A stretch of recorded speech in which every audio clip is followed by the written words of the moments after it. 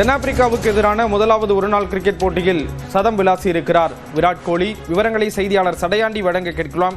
சடையாண்டி, விவரங்கள் பகிர்ந்துக்கலாம்.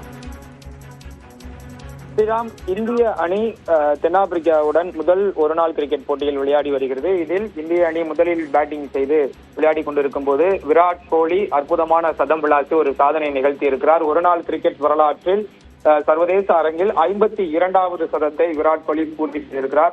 ஒட்டு மொத்தத்தில் விராட் கோலி அடிக்கும் இது 83வது சதமாகும். கடைசியாக 2025ஆம் ஆண்டு பிப்ரவரி மாதம் நடைபெற்ற உலகக்கோப்பை கிரிக்கெட் போட்டியில் பாகிஸ்தான் அணிக்கு எதிராக சதம் விளாசி ஒரு சாதனை வெற்றியை பதிவு செய்திருந்தார் விராட் கோலி. அதற்கு பிறகு கிட்டத்தட்ட ஒரு 6-7 மாதத்திற்கு பிறகு ஒருநாள் கிரிக்கெட் போட்டியில் விராட் கோலி சதம் விளாசி ரசிகர்களை மகிழ்ச்சியில் திளைக்க வைத்திருக்கிறார் என்றுதான் சொல்ல வேண்டும்.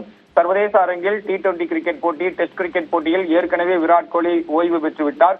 ஒருநாள் கிரிக்கெட் போட்டியில் மட்டுமே விராட் கோலி தற்பொழுது விளையாடி கொண்டிருக்கிறார். அந்த வகையில் சச்சினுடைய 100 சதத்தை நெருங்கக்கூடிய ஒரு வீரராக விராட் கோலி தான் திகழ்ந்து வந்தார். தற்பொழுது 52வது சதத்தை ஒருநாள் கிரிக்கெட் போட்டியில் விளாசி இருக்கிறார். தென்னாப்பிரிக்கா அணிக்கு எதிராக இந்திய அணி ஒரு அற்புதமான ஆட்டத்தை வெளிப்படுத்தி வருகிறது. சற்று முன்பு வரை இந்திய அணி 4 விக்கெட் இழப்பிற்கு 233 ரன்கள் எடுத்திருந்தது. இதில் விராட் கோலி மட்டுமே 103 பந்துகளுக்கு 103 ரன்கள் விளாசி இந்திய அணியை அதிக ரன் குவிப்பதற்கு ஒரு முக்கியமாக வீரராக இருந்திருக்கிறார். சர்வதேச அரங்கில் நீண்ட இடைவெளிக்கு பிறகு விராட் கோலி சதம் விளாசியது ஒட்டுமொத்த ரசிகர்கள் மத்தியிலும் ஒரு பெரிய ஒரு மகிழ்ச்சியையும் வரவேற்பையும் பெற்றிருக்கிறது என்றுதான் எடுத்துக்கொள்ளணும். ஸ்ரீராம், விவரங்களை வழங்கியதற்கு நன்றி சடையாண்டி.